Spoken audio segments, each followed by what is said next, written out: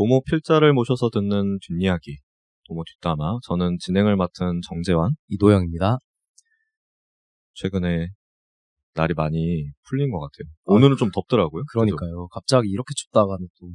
그러니까 저번 주에도 살짝 날씨가 풀리는 것 같더니만 다시 또 추워져가지고 제가 사실 인트로 부분 대본 막 적으면서 날씨 얘기를 좀 해야겠다 했는데 날씨가 너무 들락날락 해가지고. 그러니까요. 최근에 또 뭐 소식 같은 것도 좀 있었죠. 소식? 어떤 종류의 소식이 좀 있을까? 뉴스 같은 거? 국내 뉴스들도 국내 되게 뉴스? 많았고. 아, 그쵸. 전국이 또 어지럽잖아요, 또. 그러니까 난리가 났고. 탄핵이 어떻게 될지 네. 걱정하시는 분들도 너무 많고. 아마 한 3월 중순쯤 가면은 좀, 판결이 나올 것 같은데. 맞아요. 두 주 정도 남은 거죠, 지금으로 따지면. 네. 녹음하고 있는 오늘은 오늘 뭐죠? 28일인가요? 28일. 네, 28일. 28일인데 얼마 전에 윤석열 대통령이 마지막으로 최후 변론에서 끝까지 본인의 억울함을 호소하는 장면들이 그러니까. 있었는데, 요 이제 방송을 듣는 분들은 아마도 판결 이후에 방송을 들으실 수도 있을 것 같아요. 빠르면은. 지금으로서는 진짜 걱정이 많이 되는 그런 정도인 것 같습니다. 그래도 우리는 또 우리 할 일을 또 해야죠. 그쵸. 세상은 돌아가니까요. 그래도. 맞아요. 국내 뉴스 그렇고 해외 뉴스도 좀 요즘 재밌는 것들이 많더라고요. 우리도 다 이제 진보 정치 이런 거 해본 사람들이니까. 네. 이번에 독일에서 총선을 했더라고요. 보니까 보셨죠? 봤죠. 네. 또 독일 처돌이라. 독일 좋아하시는구나. 네, 독일 좋아합니다. 아니 막 좌파당이 갑자기 이제 원래는 원외 정당이 예상되는 시점이었거든요. 한 지지율이 3% 4%였는데 그런 얘기가 갑자기 이제 거의 9%를 받아가지고는 엄청나게 잘 나왔더라고요. 맞아요. 8.8%인가? 네네. 최종 득표가 8.8%였고 오히려 이제 자라당. 맞아요. 네. 제 플레임은 모르는데 자라당이라고 이제 불리는. 자라 바겐크네이트 동맹. 어우, 네. 플레임 너무 힘들더라고요. 이제 당은 오히려 이제 원외 정당이 됐어요. 네. 원내 입성을 할 거라고 모두가 예측을 했었는데 아쉽게도 4.9%로 원외 정당이 됐고. 진보신당 같네. 진보신당 같죠. 네. 네. 물론 이제 그 당이 주장했던 것들은 진보신당과는 조금 차이가 있었고, 약간의 좌파당의 PC주의, 워크 운동이죠. 유럽에서는 지금 워크 운동이라고 서구권에서는 많이 불리는데, 워크 운동을 비판하면서 이제 나왔던 세력 치고는 별다른 이제 이변이 되지 못했다. 네. 이게 또 하나 중요한 이슈였던 것 같습니다. 그래서 마침 또 오준승 저희 1회 게스트 1회차에 맞아요. 네. 모셨던 이제 오준승 필자님이 대단히 부끄러워하셨어요. 본인은 좌파당 망하고 자라당이 세대 교체를 할 거다 이렇게 예언을 하셨는데 예언 다 틀렸다고. 어림도 없지. 네, 어림도 없었다. 펠레네요, 오준승. 좌파당의 약진은 되게 저도 인상 깊어서 그거는 네. 또 추후에 도모 뒷담화 혹은 도모의 기사로 또 한번 다루면 좋겠다 싶기도 해요. 네네, 한 번 더 좀 정부 구성이 아직 완료가 안 됐는데 그런 게 완료가 되면 조금 더 종합적인 상황을 기사로 한번 내면 좋을 것 같다는 생각이 있죠. 네, 알겠습니다. 우리 너무 오늘 서론이 풍부하게 길었는데 그러네요. 저희가 게스트분 또 앞에 계시는데 너무 또 길게 얘기할 수는 없으니까 네네. 오늘 이제 주제인 성소수자 운동과 진보 정치에 대해서 좀 이야기 나눠보는 바로 들어가 보도록 하겠습니다. 게스트 소개를 좀 먼저 드리기 앞서서 이도영 편집장님. 네. 최근에 혹시 드라마 좀 보세요? 저는 애니메이션밖에 안 보는데. 드라마는 진짜 하나도 안 보세요? 혹시? 아니, 길어서 좀 단편 영화 같은 건 영화는 어쨌든 한 편이니까. 아니, 뭔 소리야. 가끔 보거든요. 애니메이션이 훨씬 길잖아요. 아니죠. 아니야, 애니메이션 요즘 12화면 끝나요. 1쿨에 12화. 그런가? 네. 근데 요새 K-드라마들도 12화면 끝나요. 그래요? 그렇게 안 길거든요. 옛날 그런 드라마의 문법들이 아니어가지고. 저는 최근에 정말 오랜만에, 제가 한국 드라마 진짜 잘 안 보는데, 정말 오랜만에 드라마를 한 편 봤어요. 옥시부인전이라고 혹시 들어보셨어요? 네, 얘기는 많이 들었죠. 네. 제가 요새 술자리에서 항상 추천하거든요. 옥시부인전 진짜 이런 게 대한민국 이 지상파에서 나올 수 있는 드라마냐, 이런 얘기를 하면서 제가 항상 이제 추천을 하는데, 인상 깊은 것 중에 하나가 그 드라마가 배경이 이제 조선시대를 배경으로 하는 네. 픽션 사극이거든요. 퓨전 사극 뭐 이런 거. 퓨전 사극인데, 네. 이제 픽션이죠. 말 그대로 그냥, 판타지요, 판타지. 네. 근데 거기에 이제 여성 노비 출신의 한 여성이 등장을 하는데, 그 여성이 모종의 사건을 통해서 양반이 돼요. 근데 공식적으로 양반이 되는 건 아니거든요. 그건 네. 제가 이제 스포를 하면 안 되니까. 뭐 그 내용은 이제 차치하고. 근데 이제 이 과정에서 외지부라고 하는 그 당시 시대의 변호사에 해당하는 직업을 갖게 됩니다. 그건 실제로 있었던 직업인 거예요? 저도 그래서 막 찾아봤는데, 뭐, 그런 것 같아요. 신기하다. 그런 게 있었다고 하는 것 같은데, 열심히 각 잡고 찾아본 건 아니라서, 뭐 드라마 자체는 정말 그냥 픽션이기 때문에, 거의 판타지라서, 저는 이제 거기에 그냥 초점 맞춰서 몰입하고 있어요. 아무튼, 다시 얘기를 돌아오면은, 그래서 이제 변론이 중간중간 나옵니다. 그 당시 시대에 억울한 사람들의 이야기들, 변론, 이런 것들이 주된 이 드라마의 내용인데, 근데 그 주제 중에 하나가 성소수자가 나와요. 그것도 굉장히 메인 비중으로. 흥미롭네요. 이 여성 주인공의 남편이 되는 사람이 성소수자로 나오거든요. 양반 집 자제. 그럼 남편이 된다는 거는 어쨌든 결혼을 했다는 건데, 그분이 이제 정체성에 반하게 그냥 그 여성분과 결혼을 한 거예요? 약간 이제 스포일 수는 있는데, 네. 네, 스포 얼럿을 달고 얘기를 하면은, 네네. 이제 말합니다. 그러니까 이 남편이 될 사람이 청혼을 하는 과정에서 자기가 성소수자라는 사실을 얘기를 하고, 뭐 그런 장면들이 있어요. 그리고 이 여성 주인공도 사실은 나 양반 아니야. 나 사실 노비 출신이야. 이런 얘기를 하고, 서로의 이제 비밀을 하나씩 얘기해주는 그런 또 애틋한 장면이 나오는데, 아무튼 이건 이제 드라마를 보시고요. 드라마 정말 잘 만들었어요. 잘 만든 드라마고. 근데 이제 그 이제 주제가 나오는 걸 보면서, 일단 조선시대가 배경이잖아요. 조선시대를 배경으로 한 드라마에서 성소수자를 다룬다? 이것도 좀 놀랍고, JTBC 드라마거든요. 네. 지상파 드라마예요. 이런 지상파에서도 성소수자라고 하는 주제를 굉장히 자연스럽게, 그 이제 스토리 라인 안에서 굉장히 자연스럽게 다루면서도 매우 섬세하게 다루는 이런 모습을 보면서, 네. 뭐랄까, 진짜 세상이 좀 바뀌고는 있나 보다. 나도 모르는 사이에 세상이 이 정도의 상식을 좀 가지게 되는 건가? 뭐 이런 이제 생각도 약간 오버해보자는 좀 들었었거든요. 그래서 정말 이제 격세지감이다. 그러네요. 격세지감이라고 하면 사람들이 나이 진짜 많이 먹었는데 나이 많은 척 좀 하지 마세요. 이렇게 얘기를 하는데 너무 많으시니까. 아니요. 그거는 아닌데. 아무튼 네네네. 그런 생각 되게 많이 들었어요. 맞아요. 저도 약간 저 어릴 때 봤던 드라마 중에 인생은 아름다워라고 혹시 기억하시는지 모르겠어요. 맞아요. 네, 그게 이제 제가 초등학교 때였나 SBS에서 했던 드라마였는데, 이제 저희 어머니 아버지가 그걸 봤단 말이죠. 네, 거기에 이제 주요 등장인물 중에 하나가 게이 커플이 나와요. 맞아. 네, 그런데 그래서 사실 그때만 해도 그게 되게 논쟁적이었거든요. 되게 뭐랄까요, 보수 언론들이 엄청 욕하고 그거를 갖다가. 네. 그리고 저희 아빠가 사실 좀 보수적인 분이고 엄마가 좀 진보적인 분이신데, 굳이 따지자면 저희 아빠가 이제 그 드라마를 보면서 꼴도 보기 싫다, 빨리 꺼라 그랬더니, 엄마가 이제 왜 꼴도 보기 싫냐, 당신 같은 사람 때문에 안 되는 거다, 그래서 둘이 싸웠던 기억도 있는데. 네. 그래서 뭐 그거에 비하면 사실 옥시부인정 같은 게 큰 문제 제기도 안 되잖아요, 사실. 그래도 이건 되게 많이 바뀌긴 했구나, 우리 사회가. 그런 생각은 들더라고요. 그래서 마침 오늘 모신 게스트도 도모에 이제 작년에 있었던 이 동성 배우자의 건강보험 피부양자 자격 인증, 그리고 이제 요거를 진보 정치가 앞으로 성소수자 운동과 어떻게 좀 관계를 맺고 방향성을 잡아나가야 할 것인가에 대한 글을 써주신 분을 모셨어요.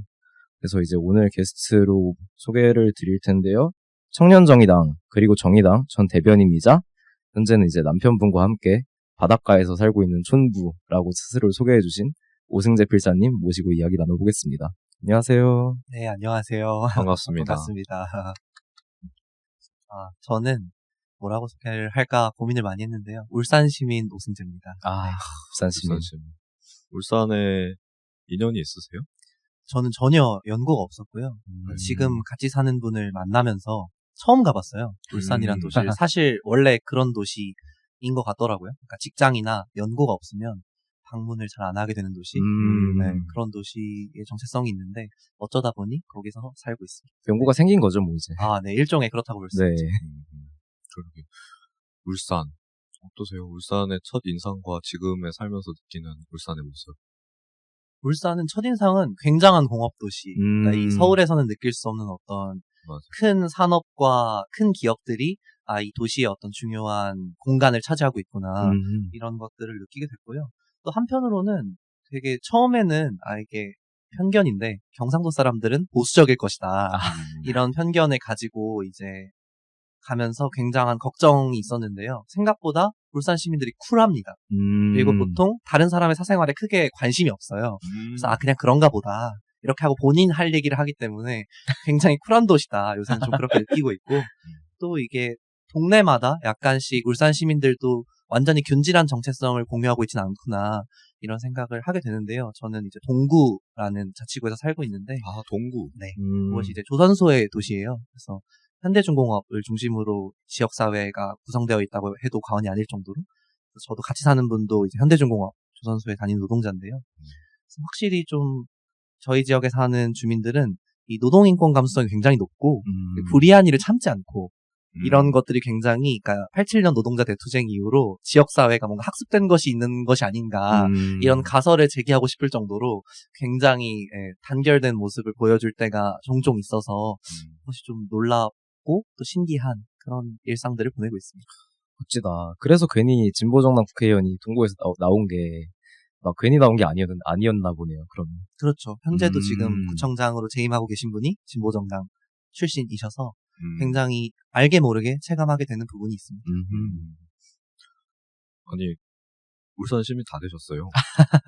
눈이 초롱초롱하신데 이제 자기 지역 얘기하니까 지역에 대한 애정이 막 지금 샘솟고 계신가 봐요. 생기더라고요. 저는 사실 평생 울산에서 이방인으로 살 줄 알았는데 울산이 이주민의 도시더라고요. 살아보니까 울산 토박이가 별로 없습니다. 대부분 이제 산업의 발생으로 인해서 다들 유입되신 분들이기 때문에 오히려 그런 다양성이 좀 존중되지 않나 이런 측면에서 굉장히 요새는 마음에 드는 도시가 됐습니다. 저 질문, 돌고래 있나요? 돌고래 보신 적 있나요? 돌고래를 본 적은 없습니다. 돌고래? 돌고래는 그리고 울산에 없어요. 없어요? 고래가 있습니다. 고래가 있다. 네. 고래. 이게 묘하게 좀 약간 다른데요. 다르지. 다르지. 근데 고래도 이제 운이 좋아야 특정 해역에서 볼 수 있다. 저도 사실 고래가 집 앞에서 뛰어노는 줄 알고 기대를 했는데, 네. 굉장히 운이 좋아야 이제 앞바다에서 고래를 볼 수 있다. 이 정도를 확인했고요. 그래서 유람선 같은 걸 타야 된다고 하던데, 저는 아직까지 타보진 못했어요. 그렇군요. 바쁘게 지내시는 것 같더라고요. 최근에 보니까. 네. 동네에 이제 벌어진 일들에 관심을 갖기 시작하면서 팔자가 꼬였습니다. 그래가지고, 원래는 말 그대로 촌부, 조용히 이제 시골에서 안빈낙도 하는 삶을 살려고 했는데 전혀 아니던데요? 그러니까 그거 쉽지 않았고 굉장히 지역사회가 역동적으로 이제 그 운영이 된다고 할까요? 그러니까 어떤 행정이 어떤 정책을 펼치면 시민들이 굉장히 다양하게 의견을 개진하고 또 참여하는 과정들을 보여줘서 그런 면에서 좀 뭔가 같이 하고 싶다 이런 생각이 좀 들게 만드는 순간들이 있었던 것 같습니다. 요즘은 또 저거를 열심히 하시더만요. 버스 노선 개편 반대하는데. 네. 서울에 살 때는 정말 몰랐던 소중함인데요. 버스가 안 와요. 그리고 네, 너무 오래 걸리고요. 네. 원래도 울산은 대중교통이 고질적 문제가 있었어요. 그러니까 이제 지하철이 없는 광역시로 사실상 유일한 존재이기 때문에 그래서 이제 대중교통에 어려움이 있었는데 이번에 광역시 승격 이후에 최초로 시내버스 노선이 개편되면서 환승을 유도하겠다. 이제 이런 식의 어떤 정책들이 생겼거든요. 근데 이제 워낙 환승할 수 있는 대중교통 인프라가 부족하다 보니까 이제 시민 불편이 자연스럽게 발생을 했고, 그래서 이제 불만을 제기하는 목소리가 커지면서 저도 이제 손을 대게 됐습니다. 이게 확실히 수도권과 비수도권의 차이, 그리고 사실은 이제 수도권 안에서도 서울을 제외하는 다른 지역들의 차이 중에 하나가 도드라지는 게 대중교통 문제인 것 같아요. 대중교통 인프라가 제가 서울에서 한참 지내다가 국회의원 선거 때문에 이제 광주를 한번 간 적이 있었는데 체감하는 정도가 진짜 차이가 많이. 서울에서는 어디를 가도 진짜 길어야 대중교통으로 이제 도착하는데 1시간 반? 근데 광주는 기본이 1시간 반. 어디를 가도 정말 가까운 데를 가도 그냥 지도상으로 보면 서울에서는 한 30분 하면 가는 길인데도 1시간 반. 차로 가면 15분이면 가. 맞아요. 그래서 저는 운전을 배웠습니다. 그러니까. 원래 장롱 면허였는데요. 운전을 내배우게 됐어요. 그래서 이제 지방 사시는 분들은 항상 차가 꼭 있고 면허를 따는 시기가 그 나이대가 훨씬 낮은 것 같아요. 맞죠. 서울보다 또. 그런 게 좀. 어떻게 지내세요? 는 거의 다 지금 얘기를 해주시고 네, 있는 것 맞습니다. 같은데. 잘 그래서 지내고 있고요. 네. 동네에 그래서 좀 친해진 분들도 생기고 네. 이제 저랑 같이 사는 분의 관계도 많이 지역사회에 오픈이 돼서 생각보다는 저는 완전 이제 클로짓한 게이로 다시 살게 될 줄 알고 나름의 네. 기대와 걱정이 있었는데 네. 안타깝게도 이제 오픈리 게이로서의 삶을 계속 살게 됐다. 그것이 좀 유감스럽지만 한편으로는 즐겁습니다. 아니 뭐 나무위키에도 나오시는 분이 어떻게 클로짓한 삶을 또 사시겠어요? 아니 그리고 정의당 대변인 되자마자 이미 오픈해버리셨기 그러니까. 때문에 제가 아직도 기억에 남는데 대단하시다. 저런 이제 선언을 하고 어쨌든 이제 대변인은 얼굴 마담이잖아요. 그렇죠. 이제 말하자면은 특히 또 원내정당 공당의 대변인으로서 커밍아웃을 한다고 하는 게 매우 역사적인 사건이기도 하고 그리고 또 부담도 사실 많이 되는 일이고 한데 모습을 보면서 다시 돌아갈 수는 없는 길을 가고 계시구나. 그러니까 아니 제가 너무 항상 웃겼던 게 그 나무위키에 오승재 씨가 문서가 있어요. 이제 그 문서를 보면 최상단에 분류 틀에 뭐라고 써있냐 대한민국의 게이 오승재 이렇게 써있더라고. 정말 충격적이고요. 네. 원래는 그냥 게이였는데요. 이제 많은 대한민국에서 게이분들이 커밍아웃을 하면서 네. 대한민국 게이 분류가 생겼다는 점은 상당히 고무적입니다. 좋은 일이죠. 예. 홍석천 다음이라고 우리가 봐도 무방한 거 아닙니까? 아니가 이렇게 얘기하면 또 욕먹나? 아이 뭘 욕먹어. 정진하도록 하겠습니다. 파이팅. 네. 가벼운 주제로 좀 우리의 대화를 좀 시작을 해볼까 해요. 사실 오늘 이제 다루고자 하는 내용이 한도 끝도 없어요. 다루자고 보면은 다룰 내용도 정말 많고 오늘 우리가 한두 시간 정도 얘기하는 걸로는 모자랄 정도로 정말 얘기할 게 많을 텐데 그런 이제 깊은 얘기들을 좀 들어가기에 앞서서 제가 대중매체 얘기를 좀 했잖아요. 제 개인적인 요즘에 느끼는 감각이기도 한데 확실히 성소수자에 대한 매체 노출이 훨씬 높아지고 있어요. 그런 맞아요. 이제 매체들도 늘고 있고 패널들도 굉장히 제가 홍석천 씨 얘기를 했는데 사실 과거에 제가 제가 나이가 많은 척을 해서 죄송합니다. 저 사실 되게 젊은 사람인데 나이 많은 척을 해서 죄송한데 제가 한 중고등학생 때까지만 해도 방송인 중에 성소수자라고 하면은 사실 홍석천 말고는 뭐 정확하게 떠오르는 어떤 심볼은 없었어요. 근데 최근에는 매우 많이 다변화되기도 하고 노출도도 많이 높아지고 특히 이제 매스미디어보다는 유튜브나 이런 이제 여러 뉴미디어들이 좀 더 이제 많이 활성화되고 보편화되면서 많은 형태의 성소수자 패널들 셀럽들이 등장하고 있죠. 이게 어떤 이제 사회적인 분위기를 좀 반영하고 있는 게 아닐까 그런 생각이 들고. 맞아요. 풍자 씨 같은 분이. 맞아요. 그러니까 레거시 미디어에도 사실 나오시잖아요. 네네. 그분이야말로 사실 전형적인 뉴미디어를 통해서 셀럽이 된 성소수자 셀럽인데 레거시 미디어에도 많이 이제 얼굴을 비치기도 하고 또 그게 굉장히 자연스러워졌더라고요. 그렇죠. 네, 그런 것들 이제 보면서 정말 뭔가 이제 어떤 이 미디어 매체만 봤을 때 느껴지는 사회의 상이 변화하고 있는 것처럼 느껴진다 이런 생각이 좀 드는데 어떠세요? 좀 그런 이제 모습들을 보면서 느끼시는 게 또 남다르실 것 같아요. 확실히 진짜 성소수자 당사자들이 방송에 노출되는 비율 그리고 이제 더 나아가서 단순히 노출되는 것에 그치지 않고 뭔가 좀 주요한 역할, 어떤 주요한 위치에 있다는 거 그게 너무 좀 감각되는 요즘인 것 같아요. 특히 최근 몇 년 동안 특히 그런 현상이 좀 있는 것 같고요. 얼마 전까지만 해도 사실 말씀하신 것처럼 그러니까 성소수자가 나온다. 그러니까 성소수자 당사자든 아니면 성소수자를 묘사하는 역할이든 그런 콘텐츠는 대체로 뭔가 논란을 만들기 위함이거나 아니면 극적 갈등 뭐 이런 요소를 위해서 사실 성소수자라는 소재로 쓰였었던 것이거든요. 맞아요. 근데 최근에는 뭐 리얼리티 예능까지 해가지고 그러니까 성소수자에 있는 그대로의 삶을 보여준다.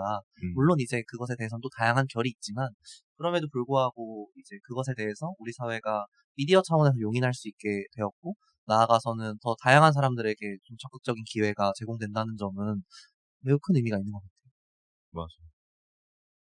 제가 진짜 놀랬던 게 아까 이제 인생은 아름다워 네, 그 드라마 엄청 옛날 드라마죠. 2010년인가 논란의 드라마. 네. 그때도 굉장히 큰 이슈가 됐어요. 그렇죠. 맞아요. 근데 사실 거기에 나오는 성소수자는 조연이거든요. 그렇죠. 정말 짤막한 에피소드 정도로만 다뤄져요. 그러니까 비중이 남다르죠. 근데 그때만 해도 성소수자라고 하는 이 주제 그리고 그 당사자가 등장인물로 등장한다고 하는 그 사실 자체가 주는 파장이 굉장히 컸는데 그렇죠. 최근에 남의 연애라고 혹시 아세요? 네, 알고 있습니다. 저는 모르고 저 진짜 깜짝 놀랐어요. 네. 관심이 없으셔서 모르시는 거예요. 그런 것 같아요. 게이 예능 프로그램이 나왔어요. 게이 연애 예능 프로그램이 나왔어요. 아, 거긴 다 오플리 게이 분들만 오픈리 출연하시는. 게이 분들이 나와서 그 저기처럼 하트 시그널처럼 하나의 공간에 모여가지고 데이트하는 거예요. OTT 프로그램이에요. 어디 OTT죠? 웨이브. 제가 진짜 깜짝 놀랐어요. 와, 세상에 이렇게까지 진전될 수 있는 건가? 그렇죠. 웨이브가 방송사가 출연한 OTT잖아요. 그렇죠. 굉장히 맞아요. 그런 의미에서 좀 의미가 있죠. 그래서 나는 사회운동 하면서 한 번도 세상이 바뀐다고 생각해 본 적이 없는데 돌이켜보니 세상은 바뀌고 있었는 게 뭐 이런 생각도 좀 혼자서 한번 해보고 뭐 그런 이제 생각들도 좀 들었는데 그러니까 이런 게 사실 운동이 기반되지 않으면은 발생했다고 보기 좀 어렵거든요. 그렇죠. 제 생각에는 그러니까 성소수자 운동의 일정한 가시화 전략의 이 성과다 이렇게 얘기할 수 있을 것 같아요. 지금까지 이제 성소수자 운동이 뭐 퀴어 문화 축제라든지 여러 가지 방식으로 굉장히 오랜 기간 동안 한국 사회에서도 가시화 전략을 이제 채택해서 운동을 해왔던 그 경로 안에서 성소수자 운동이 계속해서 이제 성소수자가 이 공간 안에 존재한다. 우리 사회와 우리의 이웃으로 존재한다고 하는 사실들을 알려내고자 하는 그런 이제 운동들이 있었기 때문에, 이게 단순히 뭐 자본주의적인 어떤 메커니즘이다. 이렇게 해도 누군가는 평론할 수도 있겠지. 사실 굉장히 자극적인 소재로 쓰이는 건 여전히 있기도 하거든요. 그렇죠. 네네. 매체적인 의미에서의 자극적인 소재, 돈이 되는 소재로 쓰이는 면도 없지 않지만, 단순히 그런 문제만 있는 것 같지는 않고, 사회적인 어떤 인식의 전환, 그리고 이게 새로운 어떤 미디어적인 요소로 받아들여질 수 있을 정도로의 사회적 합의라고 할 수 있을지 모르겠지만, 어떤 사회적 분위기를 형성하는데 정말 큰 역할을 했다, 운동이. 이런 생각도 좀 드는 것 같아요. 이게 성소수자 운동의 뭐 가시화 전략이 일종의 성과를 거둔 측면도 있지만, 네. 이제 콘텐츠라는 어떤 이제 맥락에서 봤을 때 사실 성소수자 얘기가 재밌어요. 그리고 굉장히 색다릅니다. 그래서 그렇죠. 그런 측면이 있는데, 이제 이런 것들이 사실 운동적 측면과 어떻게 연계되는가 하면, 사실은 예전에는 여전히 색다르고, 그전에도 색달랐고, 그리고 또 굉장히 이제 재미있는 서사들이 있었음에도 불구하고, 이게 본궤도에 오르지 못했다고 한다면, 사실 말씀하신 것처럼 꾸준히 사회적으로 성소수자의 존재를 가시화하고, 그리고 성소수자가 굉장히 일상의 존재라는 점이 부각되면서, 콘텐츠를 공급하는 쪽에서도 인식이 변화되기 시작했고, 저는 특히 콘텐츠를 소비하는 주 소비층이 이제 20대에서 40대 여성이 압도적으로 사실 많거든요. 예를 들면 미디어도 그렇고, 그리고 뭐 도서도 그렇고, 뭐 뮤지컬, 뭐 영화, 뭐 드라마 할 거 없이 사실 주 소비층이 20대에서 40대 여성들이 상당히 많기 때문에 그런 측면에서 더 그 문화적 수용도가 높은 측면이 전 고려됐다고 생각하고요. 당연히 그만큼 이제 또 호응도가 있으니까 또 적극적으로 또 공급이 되고 이런 측면들이 이제 계속 유지되고, 그리고 이제 뭐 다 느끼시는 바겠지만 글로벌 콘텐츠들에서 성소수자가 이제 등장하는 경우가 압도적으로 많아지면서 그렇죠. 이제 그런 것들을 국내 콘텐츠를 공급하는 주체들도 이제 무시할 수 없게 됐다. 이런 측면도 좀 고려해야 될 것 같습니다. 수요가 있으니까. 네. 그래서 저는 그러니까 물론 이제 우리 국내 운동이나 국내 이제 당사자 연예인들의 노력도 있었겠지만 사실 해외에서 당사자 연예인들이 이제 굉장히 많은 노력들을 좀 기울인 편이거든요. 이제 뭐 작가나 배우 같은 경우에도 노동조합이 굉장히 활성화돼 있고 그래서 교섭을 하고 요구를 하고 이런 과정들이 굉장히 다양한 갈래에서 진행됐기 때문에 물론 말씀하신 것처럼 상업주의와 관한 논쟁은 있을 수 있어요. 있을 수 있지만 네. 뭐 어쨌거나 결론적으로는 이제 이런 다양성의 존중 그리고 다양성의 어떤 확대라는 결과는 이제 충분히 도출되고 있다. 이런 측면에서는 좀 긍정적인 함의가 있다고 볼 수 있을 것 같습니다. 그러게요. 그렇게 가고 있는 것 같아요. 사실 외국 보면 주로 서구권이겠죠? 이쪽은 사실 68혁명 이후에 되게 다양하게 이제 퀴어 콘텐츠들이 많이 나왔잖아요. 옛날부터 영화도 되게 많이 봤는데, 예를 들면 뭐, 꽤 오래전 영화인데 런던 프라이드 이런 것도 있고 네. 브로크백 마운틴 이런 것도 있고 이런 영화들이 사실 대중적으로 되게 흥행도 했잖아요. 실제로. 그러니까 이제 한국도 그런 것들을 뭐랄까 대중적으로 흥행할 수 있는 여건이 이제 조성되고 있는 거 아닌가. 그런 방식으로 가고 있는 게 아닌가 싶긴 하더라고요. 이게 사회적 수용성이 높아지면서 성소수자 관련된 콘텐츠들이 그러니까 실제로 소재에 따라서 뭐 좌우되는 게 아니라 진짜 재밌어진 게 원래 퀴어 영화, 퀴어 드라마라고 하면 막 우울한 위주였어요. 우울한 그렇죠. 소재를 하고 맞아요. 막 무슨 채도가 기본적으로 엄청 낮은 막 막 검은색, 자살하고. 갈색, 남색 막 이런 색만 등장하는 영화였거든요. 맞아요. 굉장히 비극적 결말을 맞이하고 사랑은 결국 이루어지지 않고 뭐 이런 식의 이제 드라마 영화들이 위주였다면 최근에는 굉장히 소위 말해서 대중적인 그러니까 우리 삶에서 진짜 쉽게 찾을 수 있을 만한 예를 들면 대도시의 사랑법이 대표적인 예시라고 할 수 있거든요. 굉장히 흥행했고 굉장히 그러니까 도서로서든 영화로서든 뭐 드라마로서든 대중적인 사랑을 받았는데 그 이유 중에 하나가 어딘가 있을 법한 게이 친구의 이야기라는 점에 공감을 많이 얻었다고 해요. 그래서 그런 측면에 앞으로 좀 더 확대된다면 성소수자의 일상 이야기가 더욱 가시화될 거고 그러면 자연스럽게 이제 권리에 대한 이야기나 어떤 자유나 평등에 대한 이야기들 그리고 이 성소수자의 삶에 관한 이야기들도 좀 궤도에 오르지 않을까. 그리고 실제로도 그런 측면이 있고요. 그래서 운동하는 입장에서는 굉장히 긍정적인 기대를 하면서 보게 되죠.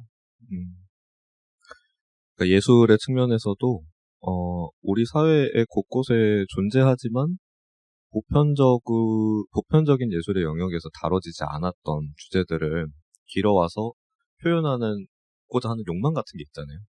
그러니까 드라마도 어쨌든 이게 예술의 영역과 자본의 영역 사이 어딘가에 있는 게 지금 자본주의 사회에서의 미디어일 텐데, 문화 경제일 텐데, 그런 느낌도 저는 좀 받아요. 그동안 너무 판에 박힌 얘기들만 했던 재미가 없는 거야. 이제는 이성애자 얘기들만으로 물론 연애 얘기는 이성애자든 동성애자든 무슨 상관없이 재밌어요. 그렇긴 하죠. 남의 연애. 맞아. 남의 연애는 재밌지만 새로운 주제를 어디선가 찾고 싶어하는 욕망은 항상 예술적인 욕구인 것 같거든요. 그렇죠. 저는 그런 게 미디어에서 분명히 캐치되는 부분들이 있는 것 같다. 미디어 문법이라고 하는 건 예술의 영역이 분명히 있으니까. 그런 면에서 성소수자 이 주제라고 하는 거는 한국에서도 자연스럽게 다뤄질 수 있는 것 같고 그렇다고 하더라도 사회적인 어떤 분위기가 계속 규정력이 강하게 보수적으로 잡혀 있으면은 그조차도 어려울 텐데 그런 규정력을 풀어내고 분쇄하기도 하고 변화시키기도 하는 운동에 같이 작용했기 때문에 이런 이제 사람들이 좀 있는 것 같다는 생각도 좀 들고 진짜 운동의 중요성을 실감하는 게 최근에 특히 문학 같은 경우는 이 페미니즘 리부트 이후로 여성 작가들이 굉장히 많이 배출되고 또 문단에서 제대로 인정을 받기 시작하면서 이제 젊은 작가상이라고 대표적으로 이제 신예 작가들의 어떤 권위를 인정해주는 상이 있는데요. 이제 우스갯소리로 독자들 사이에서 젊은 작가상은 페미니즘에 대한 이야기 아니면 퀴어에 대한 이야기를 써야 당선이 된다. 이제 이 정도 이야기를 할 정도로 굉장히 이제 문학의 한 축으로서 메인스트림에 사실상 도달하고 있는 수준에 이르렀거든요. 그래서 이런 측면으로 볼 때, 이제 우리가 물론 사회운동과 성소수자 인권운동이 어느 정도의 이제 노력과 성과를 통해서 같이 쌓아 올린 결과라고도 이야기할 수 있겠지만, 한편으로는 예술이 이렇게 앞서가고 있는데, 사회가 그만큼 뒤따라가지 못한다면, 이제 이 간극에서 또 벌어지는 어떤 갈등이나 충돌이나 이런 것들이 발생할 수 있거든요. 그래서 그런 면에서 사회운동이 가야 할 길이 멀다. 예술 작품을 보면 즐겁지만 한편으로는 우리 사회운동과 진보정치가 이 간극을 줄이기 위해서 해야 할 일이 많다. 이런 생각을 하게 된 것 같습니다. 통찰력 있는 말이다 이거. 거의 그냥 대변인이세요. 지금 보면은. 실제로 대변인이었으니까. 그렇죠.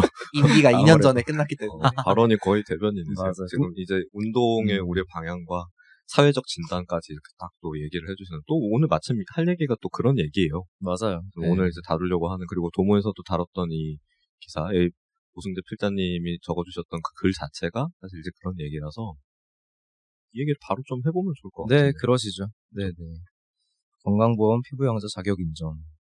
이게 한 반년 정도 됐죠. 된 지가. 그렇죠. 네네. 이게 실제로 소송 당사자가 아닌 사람들이 수리되는 게 10월 4일이에요. 여담이지만 제 생일인데요. 좋은 생일 선물. 네, 큰 생일 선물로 기억하고 있습니다. 10월 4일이 생일이시군요. 천사. TMI지만. 엔젤. 그러니까 이게 날짜를 기억하게 될 정도로 굉장히 상징적인 사건이었기 때문에 또 그렇습니다. 그게 아니 건강보험 피부양자 자격 인정. 근데 제가 이 얘기를 좀 하기에 앞서서 이 글을 부탁하신 여기 또 편집장님 계시니까 네. 저희가 도모 뒷담화라고 하는 컨셉. 저는 아직까지 이해가 잘 안 돼요. 왜 이 글을 왜 아니요? 냐 그 전에? 네네. 물론 그런 거 아닙니다. 왜 뒷담? 왜 뒷담화인데 내가 왜 지금 편집장님을 모시고 뒷담화를 까고 있지? 이런 이제. 앞담화가 네, 아닌가? 그러니까 이건 앞담화 아닌가? 네, 그러네요. 얘기를 하려고 하는. 이 글에 대해서 제가 이해 안 된다는 거 아닙니다. 네네네. 이거 논란의 여지가 있을 수 있어요. 그런 말씀하시면. 그런 게 아니고, 이제 그런 건데, 제가 가볍게 얘기하려고 했는데 당황스럽네요. 네. 아무튼. 제가 좀 궁금한 거는, 이제 이 글을 왜 부탁했는지도 좀 들어보면 좋겠다. 필자님 얘기도 좀 들어볼 텐데, 편집장님이 이 원고를 또 청탁한 이유가 있을 거잖아요. 뭐, 그렇죠. 네. 몇 가지 생각을 해보면, 뭐, 사실은 솔직히 얘기하면 그렇게 엄청난 생각을 가지고 청탁한 건 아닌 것 같긴 한데. 그러신 것 같았어요. 네. 근데 일단 승재가 되게 상징성 있는 활동가잖아요, 실제로. 뭐, 아까 말씀하셨듯이 대한민국의 게이라고 나무위키에 박제될 정도로 이제, 성소수자 운동, 그리고 진보 정치를 해왔던 사람으로서 상징성 있는 사람인데, 또 얼마 전에 보니까 오마이뉴스에도 또 그런 기고를 쭉 하셨더라고요. 예를 들면, 이거 피부양자 자격 인정이 체험된 다음에, 뭐, 동성 커플들한테 어떻게 인정받을 수 있는가에 대한, 구체적인 방법들, 이런 것도 또 써주셨고, 했는데, 마침 또 계엄이 터지고 나서 사실, 예를 들면, 그러니까 계엄 이전에 우리가 투쟁해왔고 또 연대해왔던 수많은 어떤 사회적인 이슈들, 뭐 정치적인 이슈들이 사실은 계엄 때문에 묻힌 감이 좀 있다는 생각이 들었어요. 근데 마침 또 이제 이 자격 인정이 한 반년 정도가 지나기도 했고, 그래서 이제 그 반년 이후에 뭐 성소수자들의 이걸 인정받은 사람들의 삶이 어떻게 돌아갔는지 이런 얘기를 좀 한 번쯤 실어보고 싶다. 이런 생각이 들었는데, 그래서 마침 또 딱 적당한 필자기도 하고 또 글도 잘 쓰고 그런 거죠. 그런 의도를 처음에 청탁받을 때 잘 전달 받으셨나요? 아니요. 어느 정도? 글 쓰라고 하긴 했어요. 어느 사실. 정도? 그러니까 사실 이제 어쨌거나 필자를 보고 주신 주제라고 생각을 했어요. 이제 개인적인 경험이 있을 텐데 개인적인 경험을 풀어주는 것뿐만 아니라 이제 좀 담겨있는 함의라는 게 그래도 있지 않겠나. 이 사회에서 그동안 인정되지 않았던 것이 인정되었다. 라는 측면에서도 그렇고, 그리고 또 거기에 사회운동과 진보정치가 개입을 안 한 게 아니기 때문에 그나마 이야기를 할 수 있는 사람이 누가 있을까.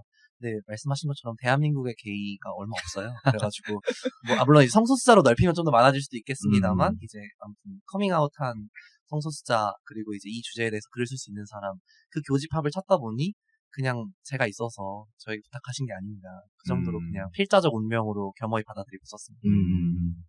그러니까 오승재를 섭외하고 싶었다. 그렇죠. 사실 약간 전에 주제도 그랬잖아요. 장태린을 섭외하기 위해서 그 주제를 쓴 것이다. 그렇게 볼 수도 있는 거죠. 그렇죠. 그렇죠? 그렇죠는 아니고, 물론 그 주제도 중요하고. 둘 다 엄청 중요한 주제이지만. 그 주제도 중요하고. 지금 우리가 다루려고 하는 주제도 사실 중요한데. 맞아요. 그렇죠. 또, 이 필자한테서 이런 얘기들을 한번 들어보고 싶다. 이런 생각이 드는 주제들 있잖아요. 그런 얘기였다. 이런 좀 느낌으로 받아들여지네요. 네. 근데, 아마 이제 도모 뒷담화를 들으시는 분들 대부분은 이 사안을 알고 계신 분들이 좀 많긴 할 텐데, 모르시는 분들도 계실 거는 같아요. 그래서, 간략하게 오승재 필자님이 요 건강보험 피부양자 자격인정 소송, 그리고 그 운동과 관련된 내용들을 좀 소개 한번 해주시면 어떨까요? 네. 이게, 그 게이 커플이 있었습니다. 뭔가 동화처럼 되는데 옛날에 게이 커플이 있었는데요.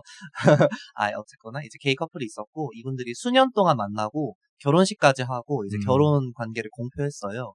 근데 이제 혼인 신고 같은 경우에는 법상 수리를 거부당했고, 그런데 어쨌거나 부부의 이제 실상을 가지면서 동거하시면서 아름답게 살고 있었죠. 근데 이제 한 분이 이제 사정으로 인해서 직장을 이제 관두게 되면서 건강보험 피부양자 자격 요건에 갖추게 됐어요. 그래서 다른 한 분은 직장을 다니고 있었고, 그러다 보니까 이 건강보험 혹시 피부양자가 적용이 될지 알아보자 라고 해서 건강보험공단에 민원을 넣었더니 가능하다, 서류 이런 걸 내라, 이런 식으로 답변이 와서 그러면 해달라 하고 신고를 했더니 해준 거예요. 그래가지고 너무 신난다 해가지고 이제 언론을 통해서 그 사실을 알렸더니 곧바로 직권 취소를 한 겁니다.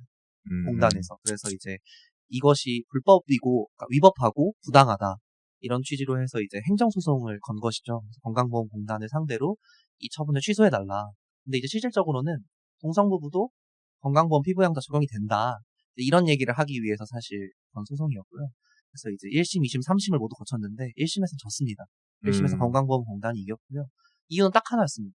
결혼은 남녀가 하는 건데 근데 이게 전형적인 지금까지의 사법부의 어떤 태도였거든요. 이유는 없습니다. 결혼은 그냥 남녀가 하는 거예요. 그렇게 써 있으니까 법에. 네. 네. 엄밀히 따지면 법에 써있지도 않아요. 근데 이제 양성의 평등의 기초에서 한다고만 써있고 네. 민법에는 그냥 절차들밖에 없거든요. 그럼에도 불구하고 남녀 간의 결합이다. 이제 이렇게 해서 패소를 했는데 2심에 올라가서 약간 좀 상황이 반전됩니다. 그래서 2심에서는 아니 이 사람들 보니까 지금 동성인 거 빼고는 다른 사실혼 부부들하고 다 똑같은 것 같은데 본질적인 차이가 뭐냐? 본질적인 차이가 있어야 이제 차별의 합리적인 이유가 있는 건데 하고 재판부가 물어봤는데 공단이 대답하지 못했습니다. 공단이 저 사람들은 그냥 동성인데 뭘 더 대답할 수 있냐? 이성이 아니다, 동성이다 이 얘기만 계속해서 회소를 했어요. 그러니까 공단이 그러면서 이제 당사자들이 이겨서 대법원에 올라갔고 그 결론이 유지가 됐습니다. 다행히. 그래서 대법원이 동성 피부양자의 이제 자격을 인정한 거죠. 그러면서 이제 건강보험에 대해서는 직장을 다니고 있는 사람이 직장을 다니지 않고 있거나 일정 수준 이하의 소득을 받고 있는 사람에 대해서는 자기 건강보험으로 피부양자 등록을 시켜서 건강보험 혜택을 받을 수 있게끔 제도가 개선이 됐죠. 그러니까 그 과정을 이렇게 저도 이제 보면서 그 당시에 이제 뉴스 나오는 것도 보면서도 그랬는데 공단이 맨 처음에 그 피부양자 신청을 받아들여 준 게 전 진짜 놀랐어요. 맞아요. 그것도 신기하다는 생각을 했죠. 그 당시에는. 100% 이거 실무자가 실수했다. 맞아. 저 실무자 큰일 났다 이제. 이 생각 솔직히 들었어요. 근데 우리 입장에서는 이게 엄청난 변화의 기회잖아요. 그렇죠. 세상에 이렇게도 어떤 파열이 생기는구나. 견고해 보이는 구조에 남녀를 중심으로 한 복지 체계와 결합, 시민 결합이라고 하는 이거에 이런 식의 굉장히 우연한 실무자의 실수로 인해 이 무슨 그 독일 무슨 통일 마냥 맞아요. 예. 독일 통일도 실무자의 실수로 사실은 발생했던 역사적 사건이잖아요. 거의 그 정도 급의 어떤 사건으로 받아들여졌고 처음 느꼈던 게 그리고 그게 이슈가 되자마자 바로 이제 취소를 하는 걸 보면서 역시 공단이 실수한 역시 실수였다. 이게 재밌는 게 한국 성소수자 인권운동에서 꽤 오랫동안 내려온 농반, 진반, 격언 같은 게 있어요. 대한민국 혼인평등은 구청 공무원이 도장 한 번만 찍어주면 시작된다. 이런 얘기가 있었거든요. 그러니까 혼인신고를 수리하는 구청 직원이 네, 수리됐습니다 하고 도장을 찍어서 주면 그 자체로 처분이 되기 때문에 취소되더라도 다퉈가지고 이제 시작할 수 있다. 사실 이제 미국의 사례에서 그런 경우들이 좀 있었어요. 주 단위별로 이제 본인의 양심의 자유에 의해서 결혼을 안 받은 분도 있었고 결혼을 받은 분도 있었기 때문에 그러면서 사실 좀 사회적 논쟁화가 되기도 했었거든요. 그래서 그런 식의 사회운동적 농반 진반 격언이 이제 오고 가던 중에 실제로 비슷한 사례가 일어난 거죠. 그래서 그게 그러니까 조금 진지하게 사실 좀 받아보면 이게 사실은 행정적 해석의 영역으로 남아있기 때문에 가능한 거거든요. 맞습니다. 법적으로 남녀의 결합만이 부부의 성립이다 이런 법은 없어요. 그렇죠. 네. 이게 사람들이 굉장히 많이 착각하고 있는데 사실 법조문에는 남성과 여성을 구분해서 규정하고 있질 않아요. 이게 다 행정적인 절차고 이제 그 법률을 해석하는 행정적인 여지에서 벌어지는 일들이거든요. 그러니까 맞아요. 굉장히 다툴 수 있는 소지가 크고 말씀하신 것처럼 행정이 조그만한 예를 들면 우발적이든 의도적이든 간에 도장을 찍어줘 버리면 거기서부터 사실은 시작되게 되는 거죠. 굉장히 그래서 견고한 틀도 사실은 또 아닌데 또 그런 틀 자체가 그렇게 빨리 변하진 않으니까. 그래서 저는 이 문제를 포함해서 혼인평등이나 성소수자 인권에 관한 문제가 진짜 정치의 영역이고 사회운동이 할 수 있는 영역이다. 이렇게 생각하는 이유 중에 하나가 말씀하신 것처럼 해석의 영역이거든요. 그리고 적용의 영역이에요. 그래서 사실 명확한 어떤 기준과 입장을 가지고 뭔가 한다면 무조건 되는 영역이거든요. 그렇기 때문에 이제 사실 정치랑 사회운동이 어떻게 해볼 수 있는 영역, 그야말로, 그리고 어떻게 해야 하는 영역이라고 생각을 하는데 그런 측면에서 계속 바뀌지 않았던 어떤 기준 중에 하나가 바뀌었다는 것이 의미를 갖는다. 저는 이렇게 보고 있습니다. 엄청 의미가 있는 거죠. 사실 이게 판례로 따지자면 한국에서 성소수자의 권리, 어떤 법적 권리를 처음으로 거의 인정한 판결이지 않을까요? 그렇죠. 법적인 지위와 권리가 네네. 사실상 처음으로 인정된 거죠. 그걸 좀 어떻게 생각하세요? 저는 좀 그걸 경계하면서 봐야 되는 거 아닐까 이런 의구심도 솔직히 좀 들었어요. 네네네. 물론 이제 대법원 판례를 제가 오늘 오기 전에 한번 이제 쭉 보고는 왔는데 우리가 막 그 법조문을 다 네네. 판례를 다 조목조목 얘기할 건 아니니까 그렇죠. 간단하게만 봤는데 물론 굉장히 고무적인 판례였어요. 그러니까 동성 부부도 이성 부부와 차이를 찾을 수 없다라고 하는 내용이 판례의 핵심적인 요지이기도 했거든요. 그러니까 그거는 굉장히 놀라운 일은 맞는데 그렇다고 법적인 지위를 인정하는 판례였을까? 라는 거는 여전히 좀 의구심이 드는 게 사실혼 네네. 문제였었어요. 맞아요. 그러니까 이 지금 건보 자격 인정도 통상적으로 건강보험 자격 피부양자 자격 인정을 그동안 해왔던 사례 중에 하나가 혼인으로 성립하지 않은 부부 하지만 사실적으로 이미 혼인 관계로 볼 수 있는 부부에 대해서도 피부양자 등록을 받아줬던 이 전례가 있기 때문에 가능했거든요. 사실혼. 네네. 부부가 아니더라도 사실혼 관계에 있다면 피부양자로 등록할 수 있다는 이전례가 있었고 행정적인 이 절차가 있기 때문에 이 동성 부부도 사실혼 관계로 볼 수 있는가가 다툼의 이 여지였어요. 법적인 쟁점. 요거는 약간 차이가 있는 게 아닐까. 법적인 의미에서의 부부로서 권리를 인정한다 혹은 법적 지위를 인정한다와는 좀 차이가 있을 수 있는 게 아닐까. 맞습니다. 정확하고 아주 날카로운 지적인데요. 아하, 감사합니다. 사실 그 판결의 한계입니다. 그러니까 명확히 있었어요. 사실혼 관계는 해당하지 않지만 이것을 전제로 깔고 들어가거든요. 예. 이것은 이제 대법원이 나름 어떤 절충안이라면 절충안이고 타협안이라면 타협안인데 좀 입장을 제시하면서 그렇게 제시를 한 것 같습니다. 추측이긴 한데요. 이게 사실 사실혼 자체를 인정하면 법률혼과의 또 차이가 매우 미세하거든요. 사실혼과 법률혼의 차이는 사실상 지금 법상으로도 혼인신고 여부뿐이에요. 그러니까 혼인신고를 하면 법률혼이 되는 거고 혼인신고만 안 한 상태에서 혼인의 실질을 유지하고 있으면 사실혼이 되는 거거든요. 그런 부분에서 좀 굉장히 부담을 느낀 것 같고요. 그래서 이제 사실혼이 인정되지 않았기 때문에 여전히 어떤 부부로서의 지위는 전혀 인정되지 않고 있고 오직 건강보험에 한해서만 굉장히 웃긴 표현을 쓰는데 20도 그렇고 30도 그렇고 동성 동반자, 동성 결합 상대방 이런 식의 굉장히 법에도 없고 그 어디에도 없는 사실 용어를 탄생시켜요. 부부라고는 쓸 수 없으니. 네. 사실혼 자체를 부정했기 때문에 이 두 사람은 배우자도 아니고 그냥 동성 결합 상대방이거나 동성 동반자다. 사실혼 부부와 굉장히 유사하지만 사실혼 부부는 아니다.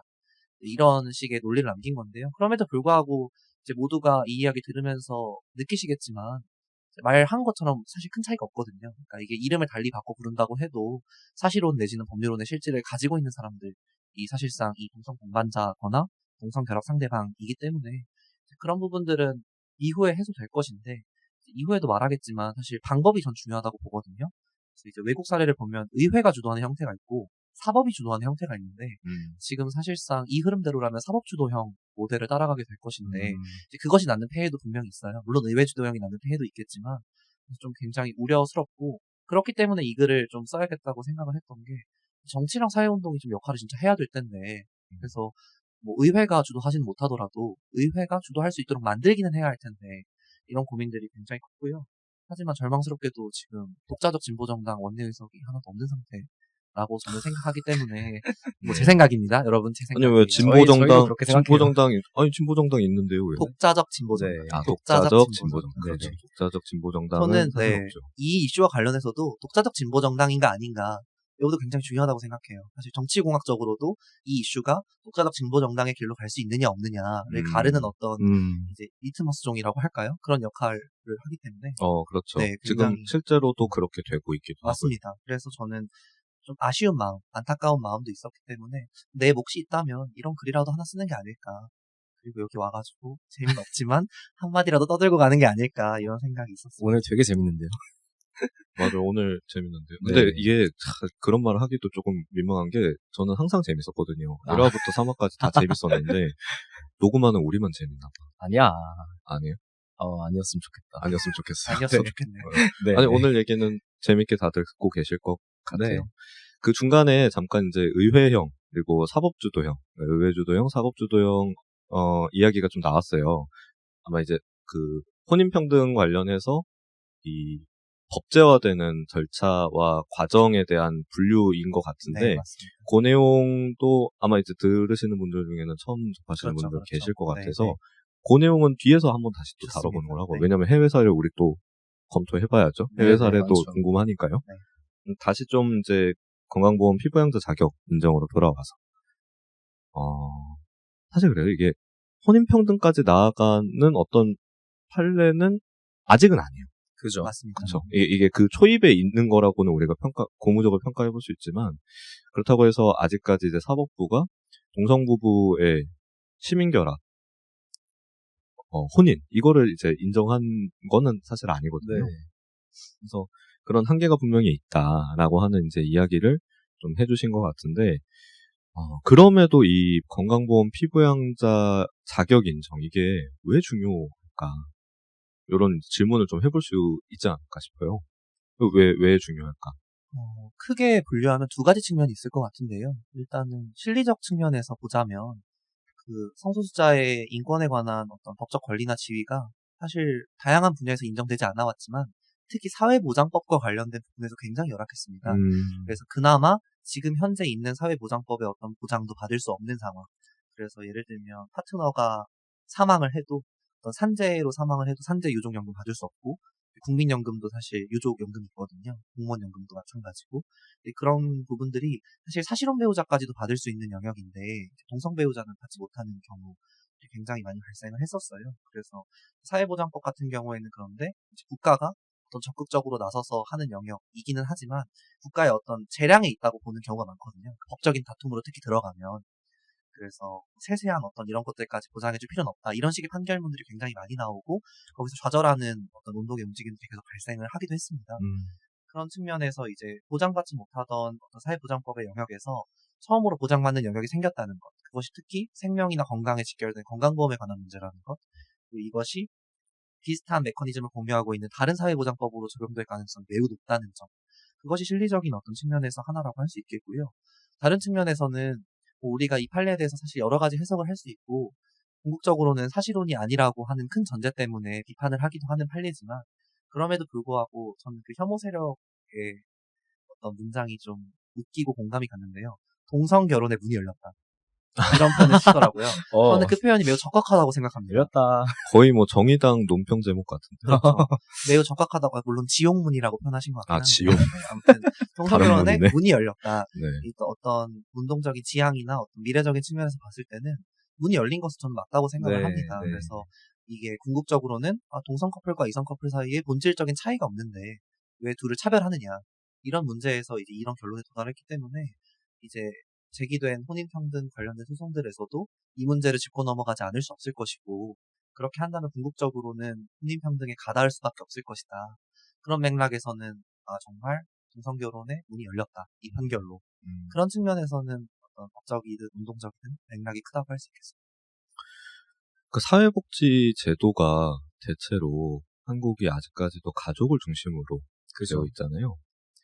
개인 단위로 되어 있는 사회복지 제도는 좀 적어요. 그러니까 기본적으로 사회복지 제도의 철학의 기반이 개인보다는 우리가 가족 혹은 혼인된 어떤 이제 부부 그것도 이제 말하자면 이제 가족인 거잖아요. 큰 그죠. 틀로 보면은.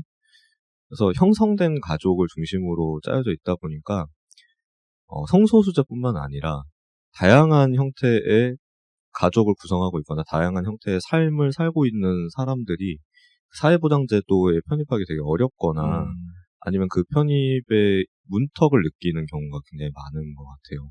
그러니까 그런 부분들을 또 짚고 있는 것 같다. 이런 느낌도 저는 사실 건강보험 피부양자 자격 인정의 문제가 동성부부 혹은 동성 파트너에 대한 문제 제기로 출발한 것처럼 보이지만 한국 사회에 지금 자리 잡고 있는 이 복지 체계 그게 어디에 근간을 두고 있는 철학적 근간을 어디에 두고 있는가 이거를 이제 좀 묻는 운동으로 또 나아가고 있다. 이것도 좀 고무적으로 보이는 것 같아요. 저도 동의하는데요. 그리고 이제 가족의 측면도 가족의 측면이지만 그러니까 이 가족의 측면이 문제가 되는 경우는 특히 직장의 측면도 또 배제할 수가 없어요. 그러니까 이제 가정이 아니면 직장 이렇게 두 축을 중심으로 진행되는 복지제도들이 굉장히 많고 사실상 대부분이기 때문에 그렇죠. 직장을 실직하면 가족의 중심이 되는 어떤 복지제도를 이용해야 하고 아니면 가족이 마련해둔 어떤 사적 복지제도 예를 들면 사보험 같은 게 있겠죠. 그런 것들에 의존할 수밖에 없는 구조인데 이게 사실 직장 같은 경우에도 최근에는 이제 불안정 저임금 노동, 그리고 특수고용 노동, 프리랜서 노동 이런 것들이 굉장히 다변화되고 사실상 어떤 중심축으로 작용하면서 보호받지는 못하는 영역들이 계속 생기고 있잖아요. 근데 더군다나 가족 중심의 영역에서도 매우 국한되는 영역에서만 어떤 복지제도의 적용이 있다라고 하는 것이 더 이 복지적인 위험이나 어떤 어려움을 가속화시키는 측면이 있는 것 같습니다. 그래서 사실 동성 파트너에 대한 어떤 이 판결 같은 경우에도 성소수자 인권운동이 이제 어쨌거나 가족 구성권이라는 개념에 더 집중하고 있는 이유도 거기에 있는데요. 단순히 뭐 동성 결혼 하나 되면 모든 세상이 아름다워지고 꽃피고 뭐 겨울에도 꽃피고 막 이런 게 아니기 때문에 네, 그런 맥락에서는 아직 말씀하신 것처럼 다양한 형태로 구성된 가족들 가족이 아닐 수도 있습니다. 심지어 어떤 공동체죠. 그렇죠. 네. 공동체의 측면에서 최소한의 어떤 사회 보장이나 어떤 권리 보장의 측면이 좀 보장되어야 하는 것이 아닌가 이런 이야기들이 오히려 나올 수 있는 것이 저는 이번 동성결혼에 대한 논의들 그래서 동성결혼에 대한 논의들이 그런 좀 의미도 있다고 생각을 합니다. 단순히 어떤 동성인 두 사람이 행복하게 살게 되는 것이 맞아요. 아니라 맞아요. 이 복지제도에 대한 철학을 고민하게 하는 질문이다.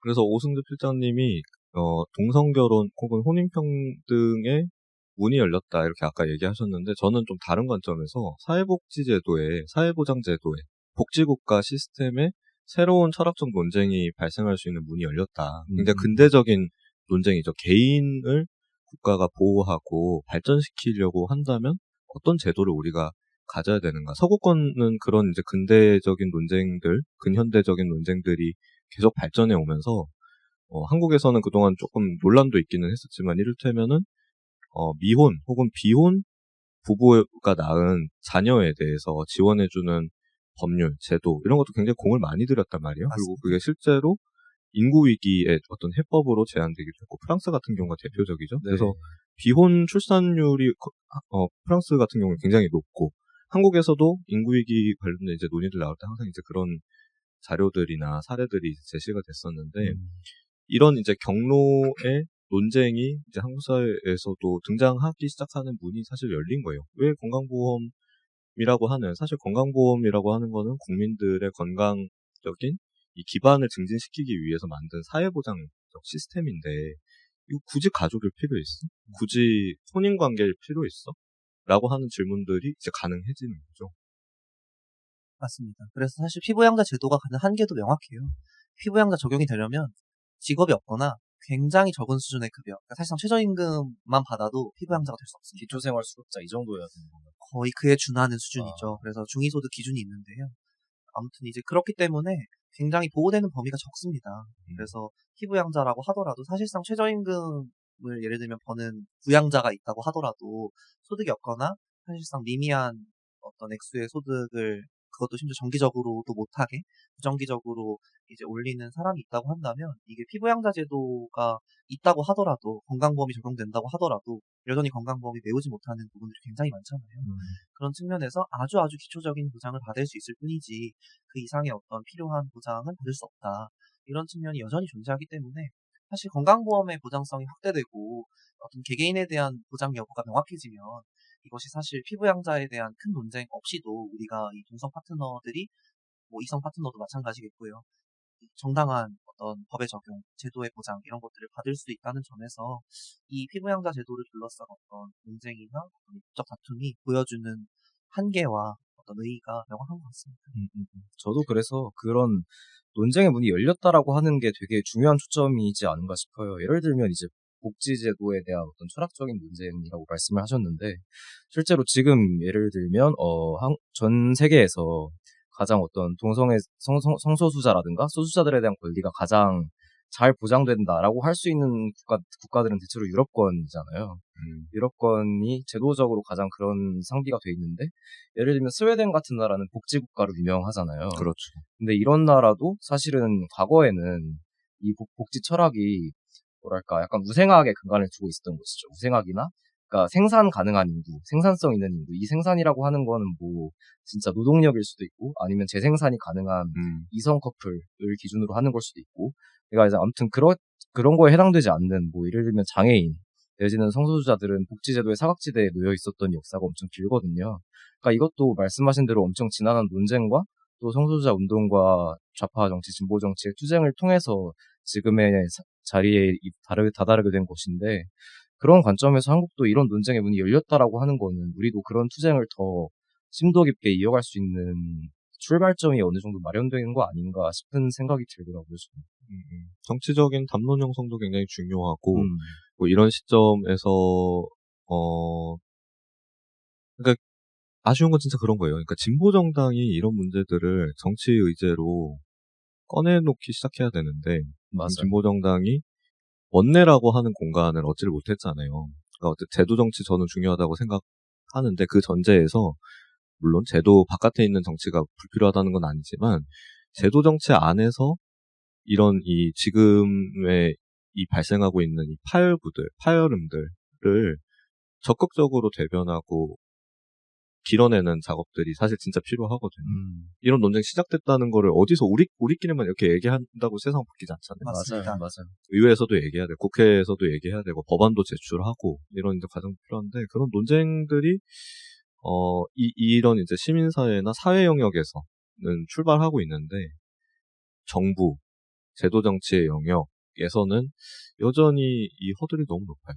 그리고 제가 지나가기 전에 한번 좀 얘기를 해야 될 게 물론 건강보험 관련해서 직장 가입뿐만 아니라 지역 가입도 있기는 합니다. 있기는 하죠. 그래서 피부양자 자격을 못 얻는다고 하더라도 건강보험이라는 어떤 틀 바깥으로 벗어난다 이렇게 보기는 사실 조금 과하기는 해요. 그렇게 그쵸. 평가할 수는 없는데 이제 보장하는 별도의 채널이 있긴 하지만 다만 이제 지역 가입 같은 경우에는 여전히 계속 논쟁인 게 지역 가입자는 부과되는 금액이 굉장히 큽니다. 네. 이거 항상 논쟁이 되고 있는 맞습니다. 문제잖아요. 네. 직장 가입자와 지역 가입자의 차이 문제. 이거는 이제 성소수자 문제뿐만 아니라 굉장히 보편 복지와 관련된 문제인데 이를테면 이제 최근에 되게 많아지고 있는 노동의 형태 중에 하나가 프리랜서 문제잖아요. 이 프리랜서들이 항상 걸리는 이 사회보장 체계 안에서의 가장 문제가 되는 지점이 건강보험이거든요. 지역 가입자고 이분도 직장 가입자로 가입을 할 수가 없기 때문에 굉장히 많은 이제 보험료를 부담하고 있고 그렇다 보니까 건강보험 가입을 기피하는 현상 이런 것도 이제 벌어지고 있어서 체납률도 굉장히 높습니다. 지역 가입자. 맞아요. 그래서 이게 사실 제도적으로 보면 형식적으로는 존재는 하는데 실질적인 작동에서는 사회보장제도의 사각지대처럼 작동하게 되는 문제가 좀 있어요. 그래서 들으시는 분들 중에 아니 뭐 직장 가입자에 대한 피부양자로 꼭 들어가야만 해? 그냥 취업 가입자로 가면 되잖아. 이렇게 생각하실 수 있는데 형식적으로는 맞는데 실질적인 복지 체계로의 편입은 좀 아니다. 실질적으로 어떤 이 허들이 작동하고 있다. 이런 맞습니다. 부분들이 네. 분명히 있는 것 같아요. 주요한 지적이죠. 그런 부분들이 좀 있다는 걸 우리가 전제하면서 사실은 우리는 토론을 하다 맞습니다. 보니까 이렇게 얘기를 하는데 들으시는 분들 입장에서는 지역 가입자도 있는데 이렇게 좀 의문을 가지실 것 같아서 그건 제가 한번 설명을 좀 했고 그렇네요. 네. 우리 뭔 얘기하다가 갑자기 도모 필자와 함께 이야기해보는 도모 뒷이야기 도모 뒷담화 다음 화에서 이어집니다.